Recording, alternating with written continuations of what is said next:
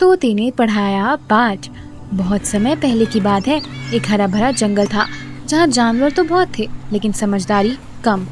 हर कोई अपनी दुश्मनी में व्यस्त था। बच्चे दिन भर खेलते मस्ती करते पर कुछ नया सीखने को कोई नहीं चाहता था। तभी एक दिन उस जंगल में एक सुंदर से हरे पंखों वाला तेज बुद्धिमान तोता आया जिसका नाम मित्रू था। मित्रू पहले इंसानों के बीच रहा था। वह से उसने बहुत कुछ सीखा था, पढ़ना, बोलना और सबसे जरूरी समझदारी।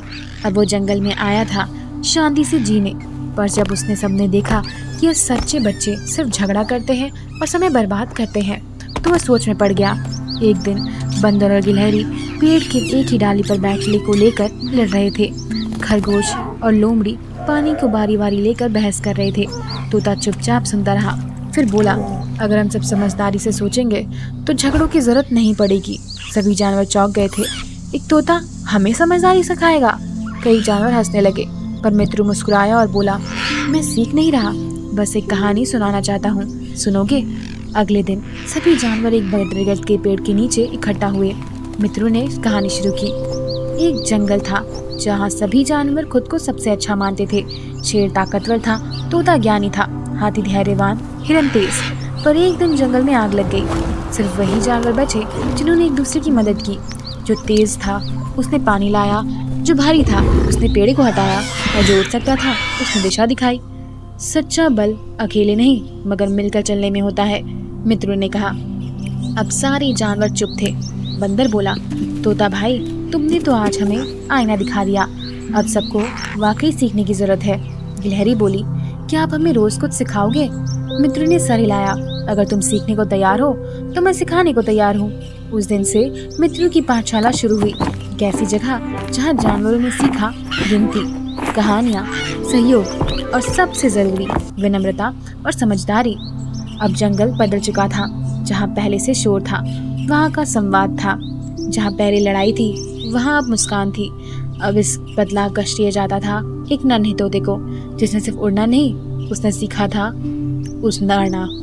और ज्ञान या उम्र आकार से नहीं आती, समझदारी, अनुभव और सुनने की ताकत से आती है। जो सिखा सके वो सच्चा मित्र होता है। प्यारे बच्चों, कभी भी किसी को छोटा या कम मत समझो। हर किसी में कुछ ना कुछ सीखा जा सकता है, बस जरूरत है तो खुले दिल और खुले दिमाग की। अगर आपको ये कहानी पसंद आई हो तो वीडियो को लाइक करें, शेयर करें और चैनल को सब्सक्राइब करना ना भूलें। मित्र तोते की तरह आप भी दूसरे की समझदारी से पढ़ो और यही सच्ची उड़ान है। धन्यवाद दोस्तों। हेलो प्यारे दर्शकों, स्वागत है आपका हमारे चैनल PR स्टोरी पर। आज मैं आपके लिए लाई हूँ एक बेहद ही इंटरेस्टिंग कहानी जिसका टाइटल है समय की कीमत। कहते हैं समय किसी के लिए नहीं रुकता और जो समय की कीमत समझता है वही जीवन में कुछ बड़ा करता है। आज की कहानी एक ऐसे लड़के की जिसने समय की अहमियत को बहुत देर से समझा, पर जब समझा तो उसकी जिंदगी ही बदल गई। नाम था अमन। अमन बहुत होशियार था, लेकिन एक आदत ने उसे पीछे कर दिया था, समय की बर्बादी।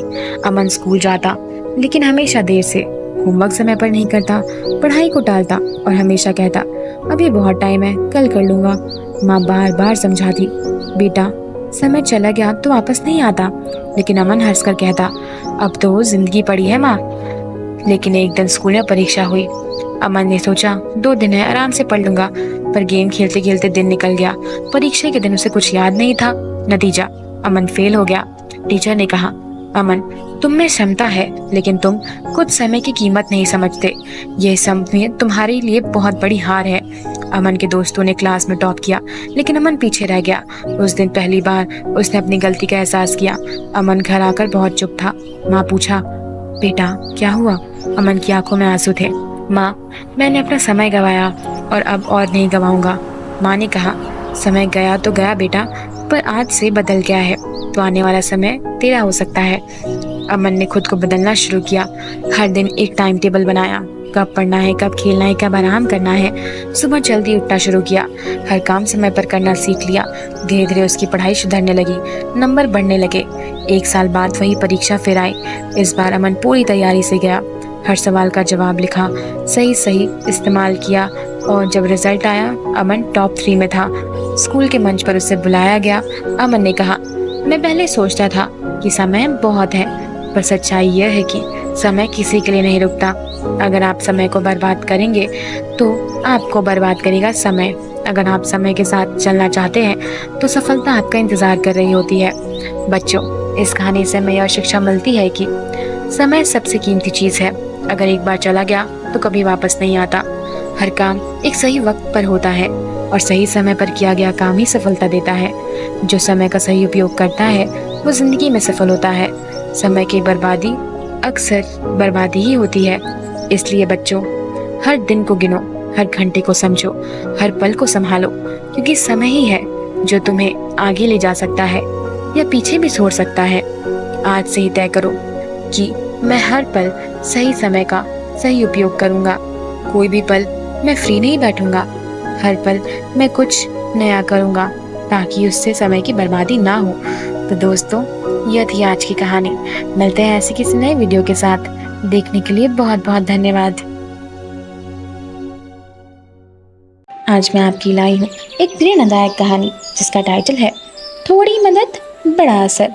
कभी कभी जिंदगी में छोटे मोटे काम जो हमें बहुत मामूली से लगते हैं, किसी और के लिए बहुत बड़ी बात बन जाते हैं। एक छोटी सी मदद किसी की जिंदगी बदल सकती है। आज हमारी कहानी में है थोड़ी मदद बड़ा असर। ये कहानी एक छोटे से पहाड़ी गांव की है जहाँ रहता था एक साधारण पर बहुत ही नेक दिल लड़का जिसका नाम गोपाल था। गोपाल का परिवार गरीब था। पत्ता और लकड़ी काटते थे। माँ खेतों में काम करती थी। गोपाल खुद स्कूल जाता और माँ की मदद करता। जब भी समय मिलता दूसरों की मदद करने के लिए तैयार रहता। गोपाल को बचपन से ही दूसरों की मदद करने से खुशी मिलती थी। अगर कोई बुजुर्ग सड़क पार कर रहा है तो वह दौड़कर उसकी मदद करता। किसी खेत में पानी भर जाए तो वह बिना बुलाए पहुंच जाता। गांव में सब उसे पसंद करते थे क्योंकि वो बिना किसी स्वार्थ के मदद करता। लेकिन कुछ लोग उसका मजाक भी उड़ाते थे। अरे गोपाल, तू कौन सा भगवान है जो सबकी मदद करता फिरता है? गोपाल ने हंसकर कहा, अगर मेरी थोड़ी सी मदद से किसी की मुस्कान लौट आए तो मैं भगवान जैसा कुछ कर रहा हूँ ना। एक दिन गोपाल स्कूल से लौट रहा था। उसने रास्ते में एक बुजुर्ग आदमी को देखा। उसने कपड़े गंदे पहने थे, चेहरे पर थकान थी और हाथ में एक फटी थैली। वो धीरे धीरे चल रहे थे और बार बार रुक जा रहे थे। गोपाल उनके पास गया और बोला, दादाजी आप ठीक है ना? कोई मदद चाहिए? बूढ़े व्यक्ति ने थकावट भरी आवाज़ में कहा, बेटा मैं बहुत दूर से पैदल आ रहा हूँ, पानी चाहिए और थोड़ा आराम। गोपाल ने तुरंत उनके पेड़ के नीचे छांव में बिठाया, अपनी थैले से पानी निकाल बोतल निकाला और दादाजी को दिया। फिर भागकर दुकान के पास एक केला और बिस्कुट खरीद लिया जिसकी जेब में 10 रुपए से ही लिया। दादाजी की आंखों में आंसू भर आए। बेटा तू ना होता तो शायद मैं बेहोश हो जाता। गोपाल मुस्कुराया और बोला, थोड़ी ही मदद की है मैंने दादाजी।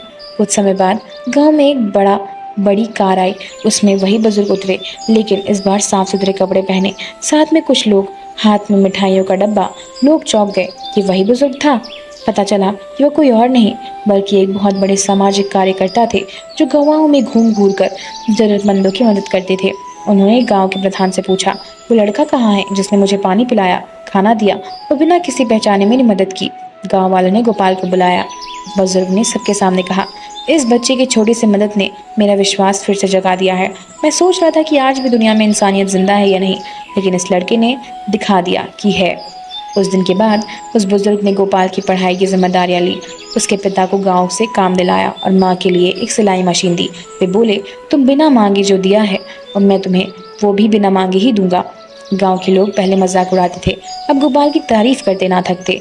गोपाल पढ़ाई में अव्वल आया, शहर के बड़े कॉलेज में गया, एक डॉक्टर बन गया।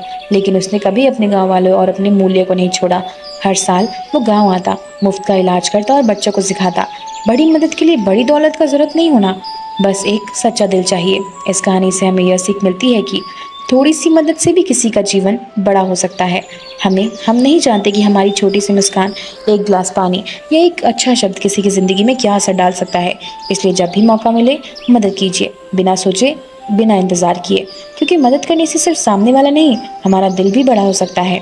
अगर आपको यह कहानी पसंद आई हो तो इस वीडियो को लाइक करें, अपने दोस्तों के साथ शेयर करें और ऐसी ही प्रेरणादायक कहानियों के लिए हमारे चैनल को सब्सक्राइब ज़रूर करें।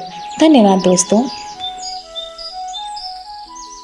हेलो प्यारे दर्शकों, स्वागत है आपका हमारे चैनल PR स्टोरी पर। आज मैं आपके लाई हूँ एक बहुत ही बेहतरीन कहानी जिसका टाइटल है जंगल की सभा। बहुत समय पहले की बात है। एक हरा भरा जंगल था जहाँ हर जानवर अपनी ही दुनिया में मस्त थे। कोई तेज भागता, कोई ऊंची उड़ान भरता, कोई कमजोर दहाड़ता। लेकिन जैसे जैसे वक्त बीता, जंगल में झगड़े बढ़ने लगे। पानी को लेकर बहस, शिकारी को लेकर झगड़ा और अपने आप को श्रेष्ठ साबित करने की लड़ाई। अब समय आ गया था कि वो सब मिलकर एक सोचे। इसलिए मैं सभा बुला रहा हूँ, जंगल की सभा। ये शेर राजा ने कहा। सभी जब सभा में शुरू हुई, अगले दिन अगली सुबह हाथी धीरे धीरे चला, बंदर पेड़ से झूलता आया और तोता उड़ा हुआ पहुंचा और खरगोश फुदकते हुए आए। सभी जानवर अपनी अपनी जगह पर बैठे, पहली बार एक साथ शांति से। शेर ने कहा, हम सब जंगल में रहते हैं लेकिन साथ नहीं रहते। ये झगड़ा हमें कमज़ोर बना रहे हैं। चलो आज सोचते हैं मिलकर कैसे रह सकते हैं। बंदर बोला, हमें मिलकर खेल सकते हैं और खाना भी बांट सकते हैं। कछुआ बोला, धैर्य रखो, पहले एक दूसरे की सुनो। तोते ने सुझाव दिया, एक नियम बनाए जहाँ सबकी बात मानी जाएगी। तभी एक गिलहरी बोली, अगर हर सप्ताह मिलकर एक छोटी सी सभा करें तो सबकी बात सुनी जाएगी और हम एक दूसरे को बेहतर समझ सकेंगे। सभी ने तालियां बजी उठी और जंगल की तरक्की से हंसी और चहचहाहट की आवाज़ आई। हर बारी सबके करीब थी। बुजुर्ग हाथी ने कहा, मैंने ज़िंदगी में सीखा है कि ताकत से नहीं, समझ से जंगल चलता है। उल्लू बाबा बोले, जो सुनता है वही सच्चा ज्ञानी बनता है। उस दिन से जंगल में सिर्फ बातें नहीं हुई, समझ पैदा हुई। सभा ने एक प्रस्ताव किया, हर हफ्ते एक बैठक होगी जहां सब अपनी बात रख सकेंगे और मिलकर फैसला करेंगे। सभा के बाद सभी जानवरों ने पहली बार एक दूसरे को मुस्कुराकर अलविदा कहा।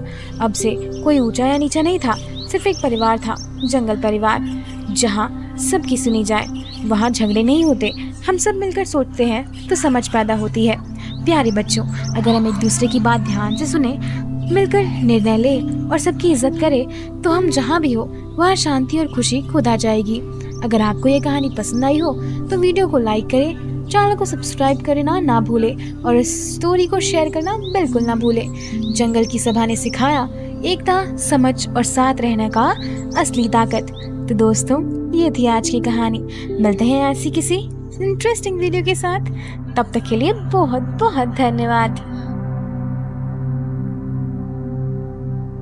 ये कहानी है अंशुल नाम के एक होशियार लेकिन साधारण छात्र की।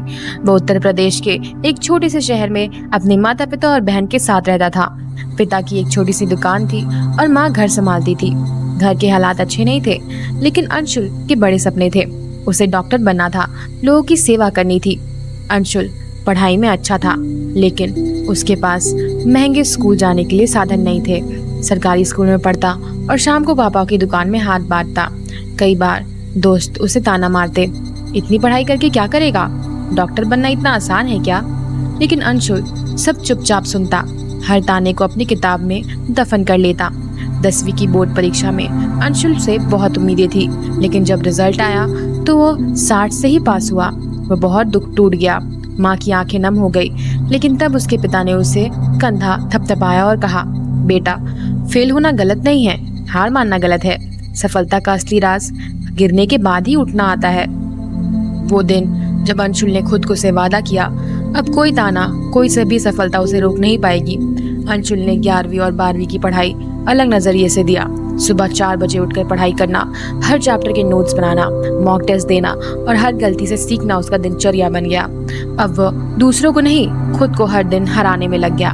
12वीं के बाद अंशुल ने नीट की तैयारी शुरू की, पर उसके पास कोचिंग के लिए पैसे नहीं थे, तो उसने यूट्यूब और फ्री ऐप से पढ़ाई शुरू की। दिन में 12-14 घंटे पढ़ाई करता, न टीवी न सोशल मीडिया, बस किताबें और सपना। एक दिन गांव में एक रिकॉर्ड शिक्षक आए, शास्त्री जी, जिसे लोग श्रद्धा से देखते थे। उन्होंने अंशुल से पूछा, तू इतनी पढ़ता है पर थकता नहीं? अंशुल ने कहा, कभी कभी लगता है कि रुक जाऊं। शास्त्री जी मुस्कुराए और बोले, बेटा, यह सफलता का राज है, जब सब रुक जाए तो भी चलता रहना। उनकी यह बात अंशुल के दिल में उतर गई। नीट का दिन आया, हजारों स्टूडेंट्स, तनाव, डर, लेकिन अंशुल शांत था। उसे खुद से कहा, मैंने मेहनत की है, अब भगवान की मर्जी। परीक्षा के बाद उसने खुद को कमरे में बंद कर लिया, न चिंता न घबराहट, बस माँ के हाथ का खाना और थोड़ा सा आराम। 3 महीने बाद जब रिजल्ट आया तो अंशुल की रैंक थी ऑल इंडिया रैंक 2134। घर में खुशी का ठिकाना नहीं था। माँ रोती रही, पिता ने मिठाई बांटी और पूरे मोहल्ले में सिर्फ एक ही नाम था, डॉक्टर अंशुल। MBBS में एडमिशन के बाद अंशुल नहीं बदला, अब वह खाली समय में फ्री कॉलेज से पढ़ने लगा और उन्होंने छात्र के लिए 5 कोचिंग के लिए पैसे नहीं थे, तो वो कहता, मुझे अगर किसी ने रास्ता दिखाया है तो मेरा फ़र्ज़ है कि मैं दूसरा रास्ता आसान करूं। इस कहानी से हमें आज सीखने को मिलता है कि असली सफलता का राज है डिसिप्लिन, निरंतरता और खुद पर विश्वास। अगर आपको अंशुल की प्रेरणादायक कहानी पसंद आई हो तो वीडियो को लाइक करें, कमेंट में लिखें सपना बड़ा है और मैं भी। और ऐसी कहानियों के लिए हमारे चैनल को सब्सक्राइब करना ना भूलें। धन्यवाद।